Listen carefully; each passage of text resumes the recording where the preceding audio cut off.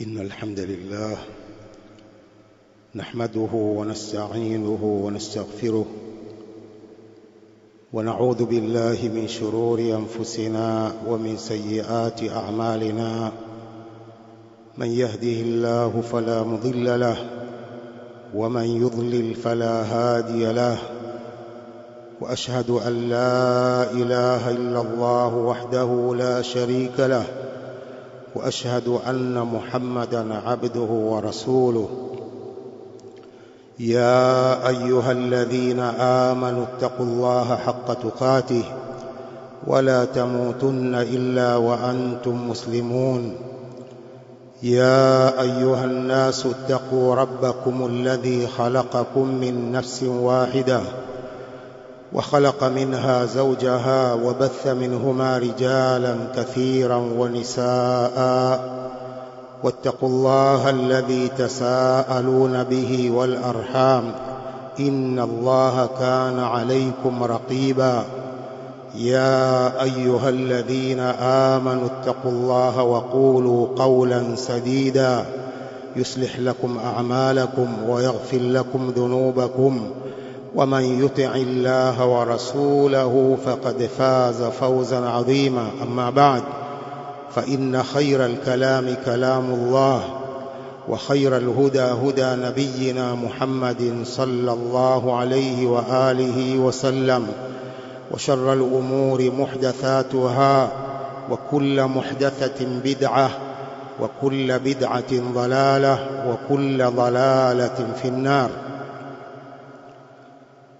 يقول الله جل في علاه: إن عدة الشهور عند الله 12 شهرا في كتاب الله يوم خلق السماوات والأرض منها 4 حرم ذلك الدين القيم فلا تظلموا فيهن أنفسكم وقاتلوا المشركين كافة كما يقاتلونكم كافة واعلموا أن الله مع المتقين. Anasema Allah subhanahu wa ta'ala katika tafsiri ya aya hii, hakika idadi ya miezi kwa Allah ni miezi 12 katika kitabu cha Allah, tangu siku Allah subhanahu wa ta'ala alivyoumba mbingu na ardhi. Katika miezi hiyo 12 kuna miezi 4 mitukufu. Hiyo ndiyo dini iliyo sawa sawa. Fala tadhlimu fihinna anfusakum, msizidhulumu nafsi zenu kwa kufanya maasi katika miezi hiyo yote. Waqatilu almushrikina kaffa kama yuqatilunakum kaffa, piganeni na washirikina nyote kama wao wanaopigana na nyinyi wote. Wa'lamu anna Allaha ma'al muttaqin, jueni kwamba Allah yuko pamoja na wenye kumcha. Baada ya Allah subhanahu wa ta'ala kuelezea kwa ujumla miezi 4 mitukufu, Mtume sallallahu alaihi wasallam akaibainisha na kuweka wazi miezi hiyo mitukufu.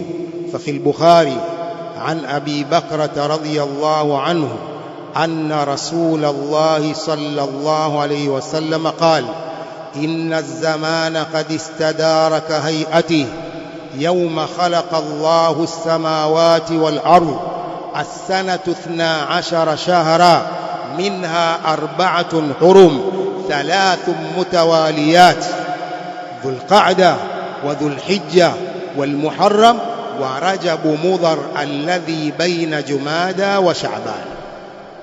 Mtume صلى الله عليه وسلم anasema zama zinazunguka kama kawaida yake tangu siku alipoumba mbingu na ardhi. As-sanatu 12 shahra, mwaka mmoja ni miezi 12. Katika miezi hiyo kuna miezi 4 mitukufu, 3 mutawaliyat, miezi hiyo mitukufu 3 imefuatana. وهي ذو القعدة وذو الحجة والمحرم ورجب مضر الذي بين جمادى وشعبان. Kwa hiyo mwezi huu wa Muharram ambapo ndio mwanzo wa mwaka mpya mwaka 1448 Hijria. Mwezi wa Muharram ndio mwezi huu wa kwanza katika kalenda ya Kiislamu na ni mwezi mtukufu katika miezi hii minne. Lakini pia mwezi huu wa Muharram ndio mwezi bora kuliko miezi mitatu hii mitukufu. Mwezi huu wa Muharram ndio mwezi bora katika miezi hii minne. Mwezi wa Muharram ni mwezi bora kuliko hii mitatu mingine. يقول الحسن البصري التابعي الجليل رحمه الله تعالى: إن الله افتتح السنة بشهر حرام وختمها بشهر حرام، فليس شهر في السنة بعد شهر رمضان أعظم من المحرم. Anasema Allah subhanahu wa ta'ala ameuanza mwezi wa Kiislamu, mwaka wa Kiislamu ameuanza kwa mwezi mtukufu huu Muharram, wa khatamaha bishahrin haram, akaumalizia mwaka wa Kiislamu kwa mwezi mtukufu Dhulhijja. Falaysa shahrun fi sana ba'da shahr Ramadhan a'zama min al-Muharram, hakuna mwezi wowote katika mwaka baada ya mwezi wa Ramadhani, hakuna mwezi mtukufu sana kuliko mwezi huu wa Muharram. Kwa ni mwezi mtukufu sana katika miezi hii minne mitukufu baada ya mwezi wa Ramadhani. Kwa mwezi wa Ramadhani pia ni mwezi mtukufu. Anayesema kwamba mwezi wa Ramadhani si mwezi mtukufu faqad ab'ada an-naj'a. Ndugu zangu Waislamu, miezi hii mitukufu amali njema, ajiri zinazidishwa, thawabu zinazidishwa na Allah kwa kufanya mtu amali njema, lakini pia madhambi nayo pia yanazidishwa madhambi mtu akifanya madhambi katika miezi hii mitukufu. يقول ابن عباس رضي الله عنهما: إن أجر العمل الصالح في الأشهر الحرم وفيها المحرم أعظم أجرا فيما سواه. anasema ajri na thawabu za amali njema katika miezi mitukufu, na mwezi wa Muharram ni katika miezi hiyo, ajiri za amali njema zinakuwa ni kubwa, malipo ya amali njema yanakuwa makubwa kuliko kufanya amali njema katika miezi mingine isiyokuwa mitukufu. Kama anna alwizra wadhamba a'zamu, vile vile dhambi inakuwa kubwa katika miezi hii. Kama anna alwizra wadhamba a'zamu minha fi ghairiha, kama ilivyo dhambi katika miezi hii mitukufu inakuwa kubwa kuliko mtu kufanya dhambi katika miezi mingine. Qala fa inna Allaha yu'adhimu ma yasha wa qad 'azzama fil ashhur shahra Ramadhan wal ashhur al hurum. Allah anaadhimisha anavyotaka, na Allah ameadhimisha katika mwezi wa Ramadhani na hii miezi mitukufu minne, Dhulqa'da wa Dhulhijja wal Muharram wa Rajabu Mudhar. Ndugu zangu Waislamu, Mtume sallallahu alayhi wa alihi wasallam anapendekesha katika mwezi huu mtukufu siyam, ibada ya siyam anaipendekeza sana katika mwezi huu mtukufu wa Muharram, kufunga siku nyingi za mwezi huu, sio mwezi mzima. Kufunga siku nyingi za mwezi huu ni katika jambo linalothibitishwa na kukokotezwa na Mtume sallallahu alaihi wa alihi wasallam, kwani ndiyo saumu bora baada ya mwezi wa Ramadhani. Baada ya mwezi wa Ramadhani, saumu bora yenye thawabu nyingi ni saumu ya mwezi huu wa Muharram. في صحيح مسلم عن أبي قتادة عن أبي هريرة رضي الله عنه أن رسول الله صلى الله عليه وسلم قال: أفضل الصيام بعد رمضان شهر الله المحرم، وأفضل الصلاة بعد الفريضة صلاة الليل. Mtume anasema bora ya saumu baada ya mwezi wa Ramadhani ni saumu ya mwezi huu wa Muharram, na bora ya sala baada ya sala za faradhi ni sala ya usiku. Afdalu siyami ba'da Ramadhan shahrullahi almuharram, wa afdalu salati ba'da alfaridha salatu al-layl. كذلك في صحيح الترغيب يقول النبي صلى الله عليه وآله وسلم: إن أفضل الصلاة بعد الفريضة الصلاة في جوف الليل، وأفضل الصيام بعد رمضان شهر الله الذي تدعونه المحرم. bora ya sala baada ya sala za faradhi ni sala ya usiku. Hiyo ndiyo bora ya sala baada ya sala za faradhi kwa thawabu sala bora baada ya sala tano za faradhi ni sala ya usiku ya sunna, inakuwa na thawabu nyingi baada ya sala za faradhi. Wa afdal as-siyami ba'da ramadan shahrullahi alladhi tad'unahu al-muharram, na bora ya saumu baada ya mwezi wa Ramadhani ni mwezi huu ambao mwezi wa Allah mtume ameita shahrullah, mwezi wa Allah kwa utukufu wa mwezi huu. Shahrullahi alladhi tad'unahu almuharram, mwezi wa Allah huu mnaoita Muharram. Kwa ndugu zangu Waislamu, kuna usisitizo wa Mtume sallam wa Waislamu kufunga mwezi huu wa Muharram, siku nyingi za mwezi huu. Al-Imam al-Qurtubi anasema: إنما كان صيام المحرم أفضل الصيام من أجل أنه أول السنة المستأنفة، فكان استفتاحها بالصيام لأنه أفضل الأعمال. الإمام القرطبي anasema imekuwa saumu hii ya Muharram ni bora kuliko saumu nyingine baada ya Ramadhani kwa sababu ni mwanzo wa mwaka mpya. من أجل أنه أول السنة المستأنفة فكان استفتاحها بالصيام الذي هو أفضل الأعمال. kwa ikawa kuanza mwaka huu ni kwa ibada ya siyam kwa sababu ndiyo ibada bora. Ibada ya siyam ni ibada bora.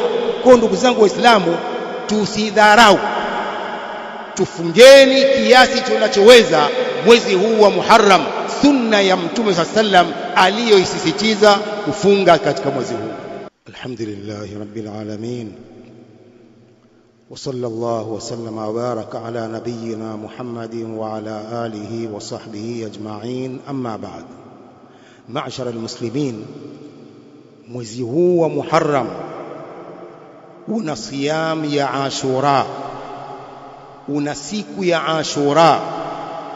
Siku ya Ashura ni tarehe 10 ya mwezi huu wa Muharram, siku ambapo Allah subhanahu wa ta'ala alimuokoa Nabii Musa na jamaa zake na unyanyasaji wa Firauna na majeshi yake.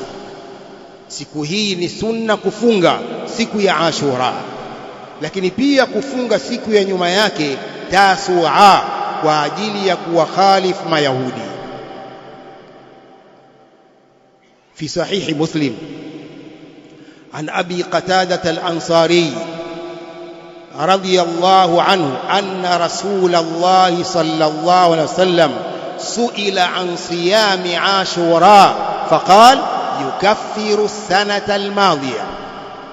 وعند ابن ماجه: صيام يوم عاشوراء إني أحتسب على الله أن يكفر السنة التي قبلها.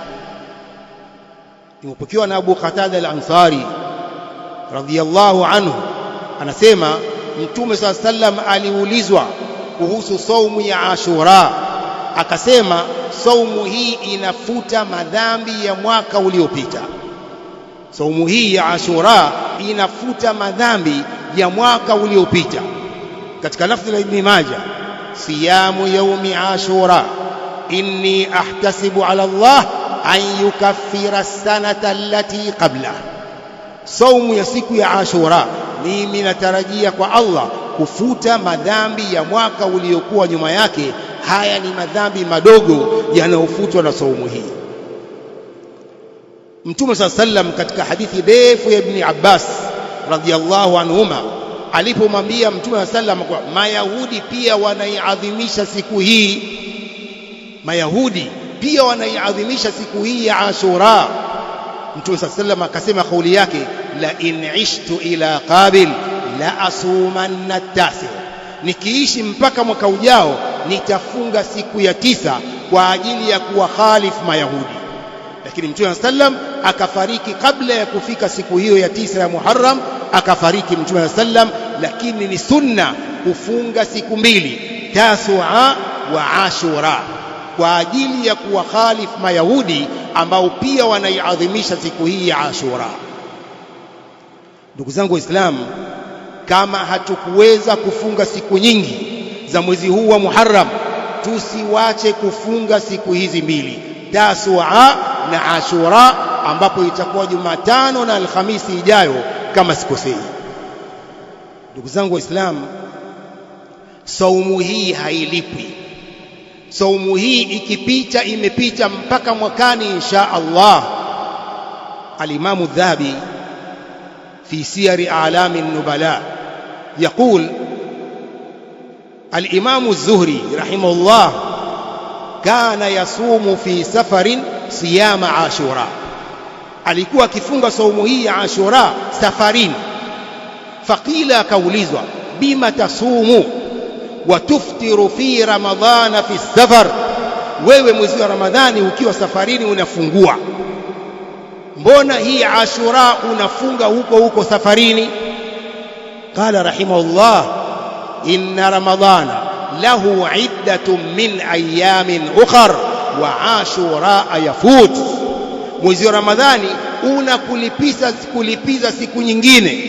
Faman kana maridan au ala safar fa iddatun min ayamin ukhar, aliyekuwa mgonjwa au yuko safarini mwezi wa Ramadhani atakuja kulipa siku nyingine baada ya Ramadhani.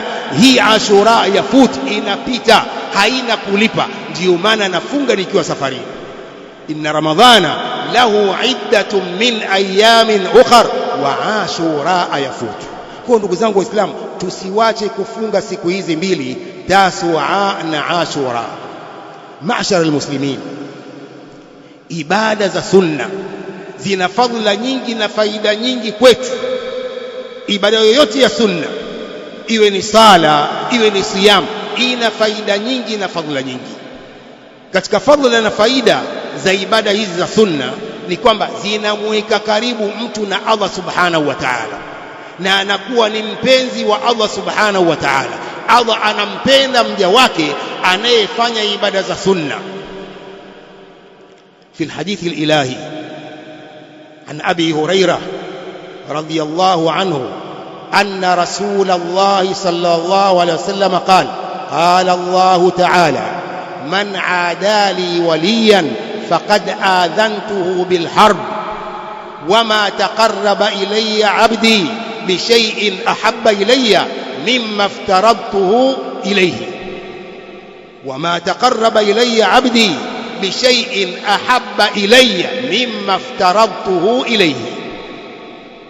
Allah subhanahu wa ta'ala asema katika hadha alhadith alqudsi, mwenye kumuudhi mpenzi wangu, man adali waliyan faqad adhantuhu bilharb, atakaye muudhi mpenzi wangu huyo namtangazia vita. Halafu akasema wama taqarraba ilayya abdi bishay'in ahabba ilayya mimma aftaradtuhu ilayhi, hajajikurubisha mja wangu kwangu, hajajiweka karibu mja wangu kwangu kwa amali ambapo nazipenda sana kuliko zile amali nilizomfaradhishia mja wangu huyo. Thumma qala wama zala abdi yataqarrabu ilayya bin nawafil hatta uhibbahu fa idha ahbabtuhu kuntu sam'ahu alladhi yasma'u bihi wa basarahu alladhi yubsiru bihi wa yadahu allati yubtishu biha wa rijlahu allati yamshi biha wala in sa'alani la u'tiyanna wala in sa'alani la u'tiyanna wala in a'adhani la u'idhanna. Allah subhanahu wa ta'ala anasema hajajikurubisha mja wangu kwa ibada hizi za sunna isipokuwa ninampenda, na nikishampenda ninakuwa ni masikio yake. Kuntu sam'ahu alladhi yasma'u bihi, mimi ninakuwa ni masikio ya mja wangu huyo ambayo anasikilia. Ninakuwa mimi ni macho yake anayoonea, na mikono yake anayoshikilia, na miguu yake anayotembelea. Na akiniomba nitampa, wala in sa'alani la u'tiyanna, akiniomba chochote nitampa. wala in ista'adhani la u'idhanna, akinikitaka hifadha nitamuhifadhi. Fadhila na faida kubwa za kujikurubisha kwa Allah kwa ibada hizi za sunna. Lakini pia katika fadhila na faida za mtu kujiweka karibu kwa Allah kwa kufanya ibada za sunna, ibada za sunna zinakamilisha upungufu uliotokea katika ibada za faradhi. Saumu za sunna zinakamilisha upungufu uliotokea katika saumu za faradhi. Kadhalika sala za sunna zinakamilisha upungufu uliotokea katika sala za faradhi. في صحيح الترمذي عن أبي هريرة رضي الله عنه أنه قال سمعت رسول الله صلى الله عليه وسلم يقول إن أول ما يحاسب العبد يوم القيامة من عمله الصلاة. jambo la kwanza kabisa atakalohesabiwa mja katika amali zake siku ya kiyama ni sala. inna awwala ma yuhasabu bihi al-abdu yawm al-qiyama as-salah. jambo la kwanza kabisa ambalo mtu atahesabiwa siku ya kiyama katika amali zake ni sala. Qala, ikiwa sala hizo ziko kamili, fa in sahhat, zikiwa ziko kamili, faqad aflaha wa anjaha, huyo mja wangu huyo amefaulu. Lakin wa in kanat ghaira dhalik, ikiwa sala zake sio kamili, Allah subhanahu wa ta'ala atawaambia malaika wake, undhuru hal li abdihi min tatawwu, angalieni, je, mja wangu ana sala za sunna? Undhuru hal li abdihi min tatawwu fayukammalu biha man taqasa min alfaridha, atakamilishiwa kwa amali za sunna zile upungufu uliotokea katika sala za faradhi. Thumma yakunu sa'iru amalihi kadhalik, kisha amali zote zitakuwa kama hivyo. Kila amali ya faradhi zinaangaliwa ibada za sunna, je, anazo? Ibada za sunna zinakamilisha faradhi. Thumma yakunu sa'iru amalihi kadhalik. Kwa ndugu zangu Waislamu, tusidharau kufanya amali za sunna, ni kwa faida yetu na maslahi yetu. Faida sala za sunna na saumu za sunna ni kwa maslahi yetu na faida yetu sisi wenyewe. Lakini pia katika faida na fadhila za sunna, kukubaliwa dua ya mwenye kufunga. في صحيح الترغيب عن أبي هريرة رضي الله عنه قال قال صلى الله عليه وسلم ثلاثة لا ترد دعوتهم، watu watatu dua zao hazikataliwi. Kwanza kabisa, da'watu saimi hatta yuftir, dua ya mwenye kufunga mpaka afungue. Wakati ule wa siyamu bado ana saumu, dua zake zinakubaliwa, hazikataliwi. Da'watu saim hatta yuftir, dua ya mwenye kufunga mpaka afungue. Kisha al-imamu al-adil, kiongozi mwadilifu, akimuomba Allah subhanahu wa ta'ala, dua yake haikataliwi. Kadhalik wa da'watul madhlum, dua ya mwenye kudhulumiwa pia Allah subhanahu wa ta'ala anaikubali moja kwa moja, haikatai dua yake. Nasallu Mola subhanahu wa ta'ala بأسماء الحسنى وصفات العلى أن يجعلنا من الذين يستمعون القول